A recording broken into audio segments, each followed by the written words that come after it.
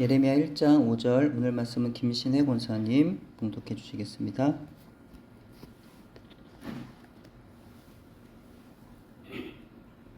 내가 너를 모태에 짓기 전에 너를 알았고 내가 배에서 나오기 전에 너를 선별하고 너를 여러 나라의 선지자로 세웠노라 하시기로. 아멘. 네, 고맙습니다. 우린 아무도 내일 일을 알지 못합니다. 그렇기 때문에 우리는 개인의 종말을 항상 준비하고 있어야 하는 사람들임을 기억합니다. 우리가 하루를 살아도 의미 있는 인생을 살고 또 올바르고 진실하게 그렇게 살아야 되겠는데 어떻게 사는 것이 의미 있는 인생을 사는 것일까 생각해 보지 않을 수 없습니다. 화면 한 장 넘겨주세요. 세상의 많은 사람들은 자신의 인생이 의미 있는 인생이기를 바랍니다. 인간은 쾌락을 추구하지만 의미를 추구하는 인생이기도 해요. 인간이 의미 있는 인생을 살기를 원하는 것은 아마도 인간이라는 그 존재 자체가 제한적인 존재이기 때문일 겁니다. 언젠가 모두가 그 어느 누구도 빠짐없이 죽어서 생을 마치는 순간이 있기에 사는 동안 의미를 추구하게 되는 것입니다. 사는 동안 의미 있는 인생을 살기 위해서 필요한 것으로 그들은 보통 사람들과의 친밀한 관계, 또 자기가 이루는 성취와 업적, 또 후대를 위한 기여와 공헌, 또는 종교적인 혹은 영적인 어떤 추구를 말합니다. 이르게 그들은 개인과 가족의 건강, 또 학업, 일, 관계 등에 많은 힘을 기울이고 더 나아가 다른 사람들을 돕는 일에 관심을 기울입니다. 그렇다면 성경적인 의미 있는 인생은 무엇일까요? 의미 있는 인생을 살기 위해서는 가장 먼저 창조주 하나님을 만나야 됩니다. 하나님 만나서 그분과 함께하는 인생이 의미 있는 인생이 됩니다. 하나님의 아들이신 예수 그리스도를 믿고 그분과 동행할 때 의미 있는 인생이 됩니다. 예수 그리스도의 영, 성령께서 내 마음 가운데 충만하게 임하셔서 내 삶의 길을 인도하여 가실 때 그가 의미 있는 인생이 될 수 있습니다. 내가 하나님을 만나 그분의 영광과 능력과 사랑을 깨달아 알고 누리며 경험하면서 그 은혜를 마음껏 만끽하며 살아갈 때 우리의 삶은 의미 있는 인생이 되고 거기에 참된 만족과 행복이 있는 것입니다. 한 장 더 넘겨주세요. 여기서 그런데 우리의 고민이 있어요. 그것은 바로 하나님은 나를 아실까? 라는 고민입니다. 우리 인생을 살면서 내 마음을 알아주지 않는 사람들을 경험하죠. 수십 년을 살아도 남편이 내 마음을 모르고 아내가 내 마음을 모릅니다. 부모도 내 마음을 모르고 자식도 내 마음을 모릅니다. 우린 평생을 나를 알아주는 사람을 찾아다니지만 그런 사람 찾기가 어려워요. 그래서 우리는 하나님 역시도 나를 알아주지 않으실 거야 라고 그렇게 쉽게 단정해 버리곤 합니다. 하지만 하나님은요, 나를 아십니다. 왜냐하면 하나님은 나를 만드셨기 때문이에요. 하나님은 온 세상의 창조주이시고 역사의 주관자이시지만 또한 하나님은 작고도 작은 내 안에 성령으로 오셔서 나와 함께 해주시는 분이시기 때문입니다. 하나님은요, 나의 이름을 아세요. 수억, 수십억 그 인구 중에서 또 그 수십억의 인구들이 또 하늘로 생을 달리했다가 또 계속 새로운 사람들이 태어나잖아요. 그 수십억의 그 인구들이 계속 반복되고 있는 그 수많은 그런 사람들 가운데 단 한 사람, 또 전 우주 가운데 아주 작고 미약한 그 나 한 사람, 그 나 한 사람의 이름을 아신다는 거예요. 그리고 내 모든 생각도 아신다는 거예요. 그 나를 안아주시고 내 흐르는 눈물을 닦아도 주십니다. 하나님은 여인이 어찌 그 젖 먹는 자식을 잊겠으며 자기 태에서 난 아들을 긍휼히 여기지 않겠느냐. 그들은 혹시 잊을지라도 나는 너를 잊지 아니할 것이라 내가 너의 이름을 내 손바닥에 새겼다라고 말씀하십니다. 다음 화면 말씀을 읽겠는데요. 제 인생을 바꾼 말씀들을 여러분과 나누고 싶습니다. 힘들고 어려워서 믿음이 흔들릴 때가 찾아오신다면, 혹시 지금 실망 중에 계시다면 이 말씀 붙잡으셨으면 좋겠습니다. 먼저 이사야 49장 15절 16절 말씀 읽으면서 마음에 새겼으면 좋겠습니다. 시작.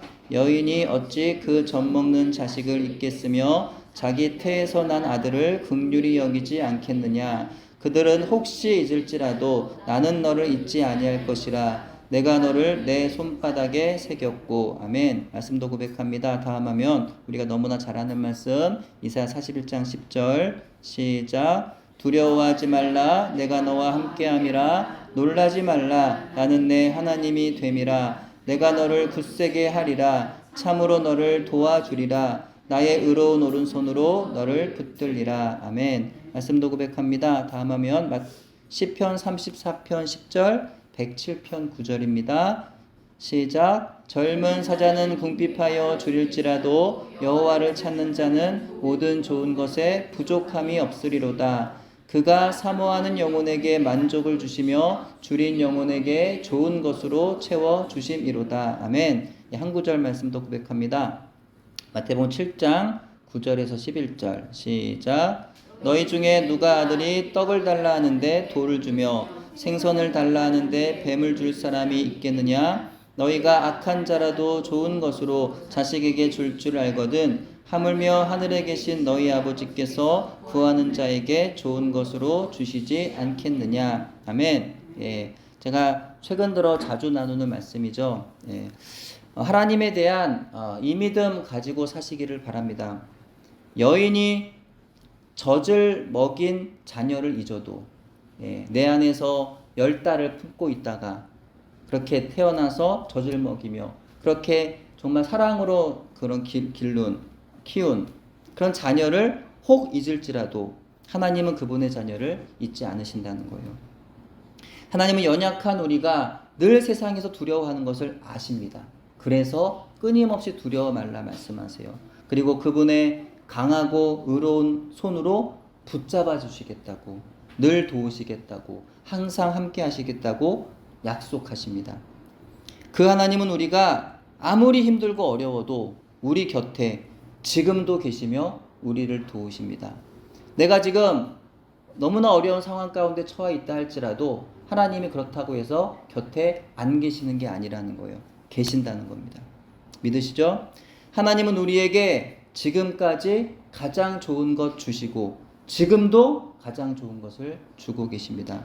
하나님은 사랑이시고 하나님은 신실하시기 때문입니다. 그 하나님을 우리가 알아야 합니다.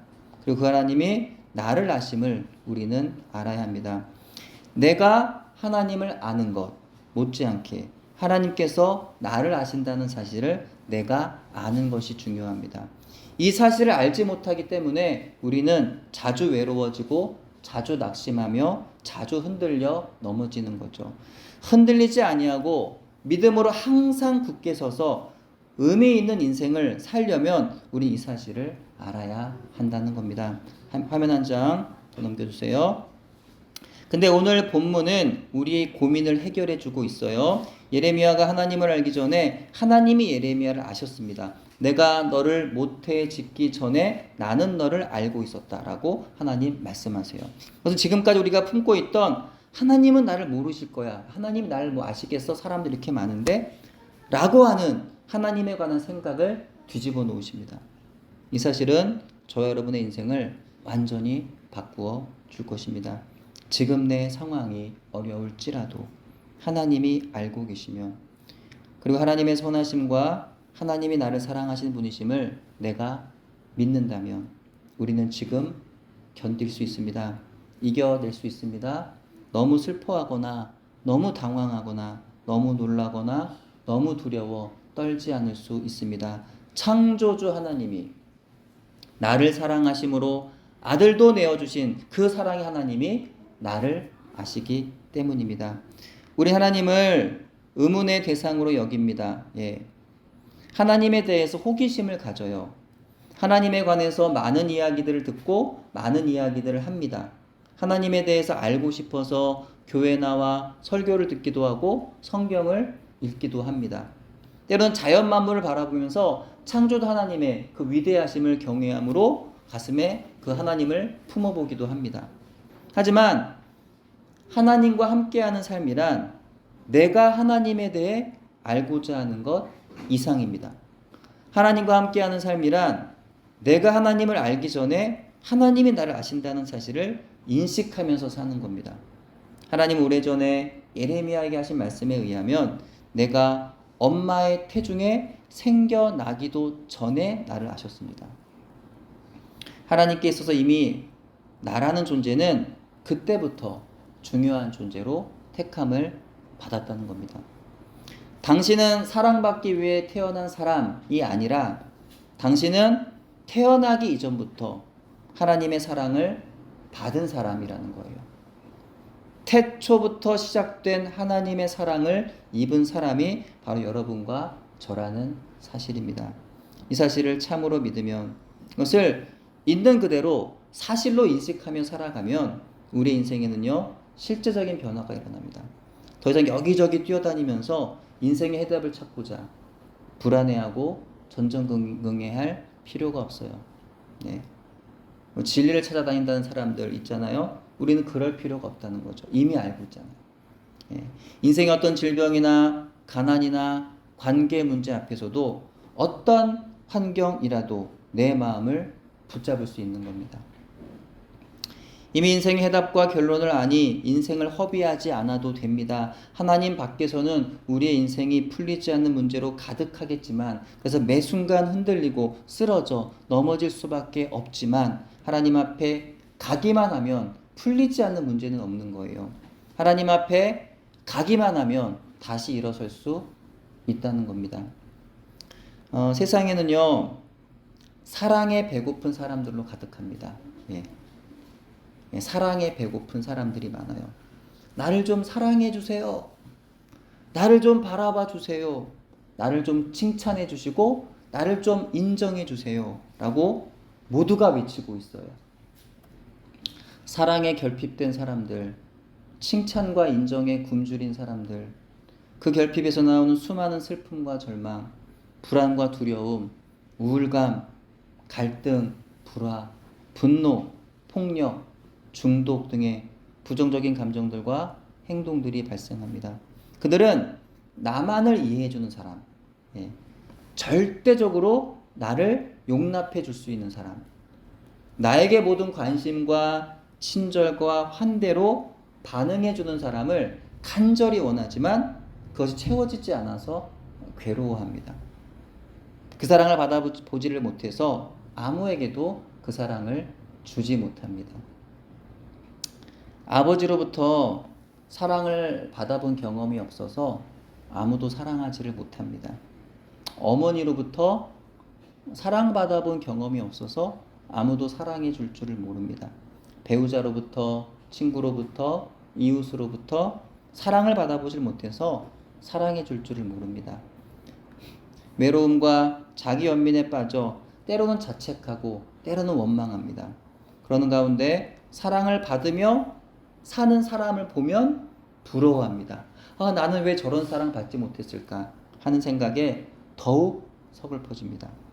하지만 우리에게는 나를 사랑하는 아버지가 없어도 괜찮습니다. 나를 사랑하시는 하나님 아버지가 계시기 때문입니다. 우리에게는 나를 사랑하는 배우자 없어도 괜찮습니다. 나를 사랑하시는 신랑 하나님이 계시기 때문입니다. 우리에게는 나를 사랑하는 친구가 없어도 괜찮습니다. 나를 사랑하시는 친구 하나님이 계시기 때문입니다. 그렇습니다. 세상에서 나를 아무도 사랑해주지 않아도 괜찮습니다. 하나님께서 날 사랑하시기 때문입니다. 이 믿음이 있으면 아무도 날 사랑해주지 않는다는 그 슬픔에서 벗어날 수 있다는 거예요. 이 믿음이 있으면 나도 다른 사람들을 사랑할 수 있게 됩니다.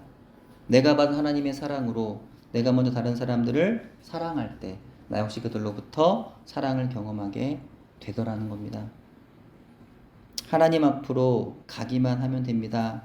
하나님은 우리를 아시는 분이요 우리 인생에 관한 모든 진실을 밝혀주시는 분이십니다. 하나님만이 우리의 중심이십니다.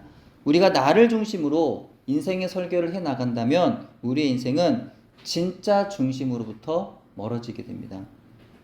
하나님을 내 인생의 중심으로 붙잡고 살아가면, 그래서 하나님이 나의 인생을 설계하시도록 그렇게 인도해 가시도록 하면 우리 인생은요 그때부터 풀리는 겁니다. 하나님께서 기뻐하시는 올바르고 의미 있는 길로 인생을 살아갈 수 있게 되는 것입니다. 하나님은 예레미야가 모태에 있기 전부터 아셨고 그를 성별하셨습니다. 세상에 태어나기도 전에 이미 하나님은 예레미야를 아셨고 거룩하신 하나님의 계획을 이루는 자녀로 선택하셨습니다. 이것은 인간이라는 존재가 절대로 자연계의 시간의 흐름 속에서 무작정 의미 없이 흘러가는 존재가 아니라는 걸 의미합니다. 우연히 어찌어찌 하다 보니 만들어진 생명체가 인간이 아니라는 거예요. 예. 인간이 만약에 그런 존재라면 얼마나 정말 슬픕니까? 얼마나 절망적인가요? 그렇지 않다는 거예요. 성경 그렇게 말씀하고 있지 않다는 거예요. 창조 하나님의 설계도에 따른 하나님의 경륜 가운데 세상에 태어나 살아가는 존재가 바로 인간이라는 것입니다. 예레미야는 태어나기도 전에 이미 하나님께 속한 하나님의 사람이었어요. 예레미야에게는 세상에 태어나 살면서 내가 누구 편에 속해야 하는지 고민하고 결정할 기회조차 주어지지 않았습니다. 예, 그런 기회가 주어지지 않았으니까 슬픈 건가요? 아닙니다. 예, 이미 내가 누구 편에 속해야 되는지 알고 살아가는 게 얼마나 복인지 모릅니다. 예, 우리는 그런 누구를 찾을 필요도 없고 이유도 없어요. 애초부터 하나님 편에 하나님께 속하여 싸워야 하는 하나님의 군사라는 겁니다. 또 이것은 우리도 마찬가지입니다. 우리 모든 역시 하나님 편에 싸워야 하는 군사로 태어났습니다. 우리 역시도 편을 결정할 권한이나 기회는 없습니다. 우리는 오직 하나님 편에 서야 하는 하나님의 자녀들이고 하나님의 군사라는 것입니다. 다음은요. 여럿이 게임이나 스포츠를 하는 경우에 가장 중요한 것이 바로 편을 짜는 겁니다. 누구와 편 먹느냐에 따라서 대부분의 경기에 승패가 갈려져요. 근데 나이가 어리거나 나이가 너무 많거나 몸이 작거나 몸이 불편하거나 실력이 부족하여서 끝까지 선택받지 못하는 사람이 있습니다. 양편의 그 어느 쪽에서도 택하지 않는 있으나 마나한 존재. 아니 같은 편에 있으면 오히려 해가 되는 존재가 있는 것이죠. 근데요, 하나님과 관계에 있어서 없어도 되는 존재나 해가 되는 존재는 없습니다. 나만이 채울 수 있는 특별히 구별된 자리가 분명히 있기 때문입니다. 어느 누구도 나를 대신할 수는 없습니다. 세상에서 누구보다 특별한 사람이 나이기에 어느 누구도 나를 대체할 수는 없습니다. 다음은요. 하나님은 예레미야가 모태에 있기 전에 그를 아셨습니다. 그리고 하나님은 예레미야를 성별하셨습니다. 그리고 세 번째, 하나님은 예레미야를 여러 나라의 선지자로 세우셨습니다. 이와 같이 하나님은 우리를 아셨고 우리를 성별하셨으며 우리 여러 나라의 사람들을 섬기는 자로 세우셨습니다. 여기서 세우다라는 말은 문자적으로 주었다라는 의미가 됩니다. 즉 나는 너를 여러 민족의 예언자로 주었다라는 뜻이에요. 하나님은 주시는 분입니다. 네, 넘치도록 과분하도록 주시는 분입니다. 생명을 주셨고 호흡을 주셨습니다. 눈과 코와 입과 귀를 주셨고 손과 발도 주셨습니다. 우리의 심장도 주셨고 콩팥도 주셨고 허파도 주셨고 위도 주셨습니다. 부모도 주셨고 형제도 주셨고 자녀도 주셨고 친구도 주셨습니다. 학교도 주셨고 직장도 주셨고 집도 주셨고 차도 주셨습니다. 너무 많죠. 끝도 없을 것 같아요. 우리 도로 하나님께 받은 게 참 많은 사람이더라는 거예요. 이루 다 말할 수 없어서 다 말할 수 없이 말할 수 없는 그런 너무나 많은 걸 받았어요. 그래서 내가 받은 걸 생각하면 어때요? 슬퍼할 수 없다는 거예요. 절망할 수 없다. 불평할 수 없다. 두려워할 수 없다. 자꾸 나에게 그쵸 없는 걸 자꾸 생각하니까 슬퍼지고 절망하게 되더라는 거죠. 하나님이 다 주셨는데 만족하지 못할 것이 무엇이고 또 감사하지 못할 것이 무엇이겠느냐 하는 거죠. 그 많은 것들 가운데 설령 한두 가지 이른들 무엇이 두렵고 원망스럽겠느냐. 내 인생의 모든 것이 하나님이 주신 것이니 눈물 나도록 기뻐할 일들 뿐이고 모든 것이 감사하며 은혜인 것입니다. 하나님 우리에게 모든 것을 내어주시되 그분의 아들도 내어주셨습니다. 이 세상을 특별히 자신이 만드신 사람들을 얼마나 사랑하셨는지 하나뿐인 아들 예수님을 주셨어요. 그래서 사람들 가운데 아무도 멸망하지 아니하고 예수를 믿는 사람은 누구나 영원한 영생을 얻게 하시려는 것이었습니다. 예수님이야말로 우리가 하나님께 받은 가장 큰 보배이고 은혜이며 선물인 겁니다. 또 하나님은요 예레미야도 내어주셨습니다.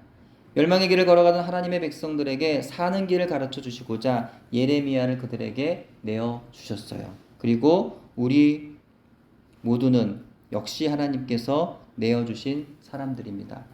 가족에게, 이웃에게, 친구들에게, 심지어 원수들에게도 또한 세상 열방의 모든 사람들에게 내어준 존재들입니다.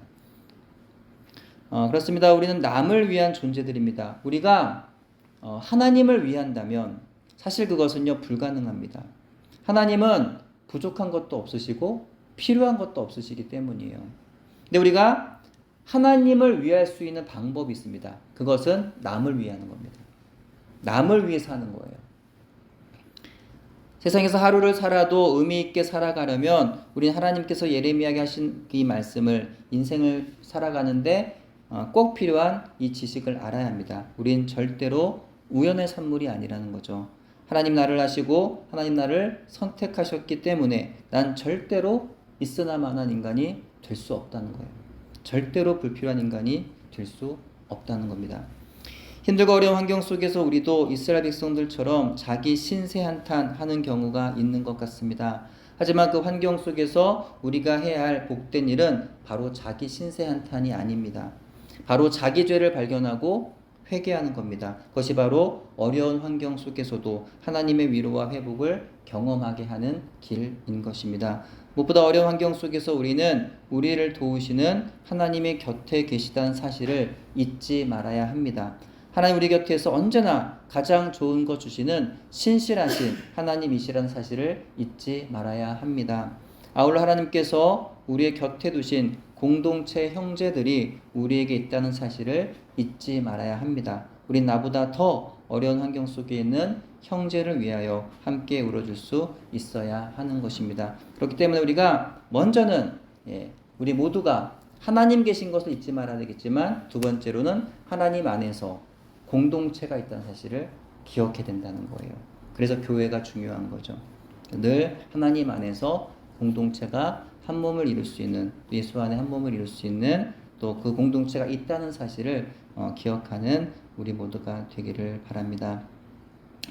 여러분이 모태에 있기 전에 하나님 여러분을 아셨습니다. 여러분 세상에 태어나기도 전에 하나님 여러분을 거룩한 사람으로 택하셨습니다. 여러분 인생을 설계하고 계획하기 전에 하나님 여러분을 다른 사람들을 돕고 섬기는 사람으로 그들에게 내어주시기로 여러분의 인생을 설계하셨습니다. 이 지식으로 살아가기를 바랍니다. 주님 다시 오시는 그날에 이르기까지 짧게는 개인의 종말을 향해 살아가는 인생의 길 위에서 나를 하시고 나를 거룩하게 택하여 주셔서 나를 사람들을 돕는 자로 세우신 하나님을 인식하고 그 하나님 아버지의 뜻에 따라 의미 있는 인생을 사는 여러분 되시기를 주님의 이름으로 축원합니다.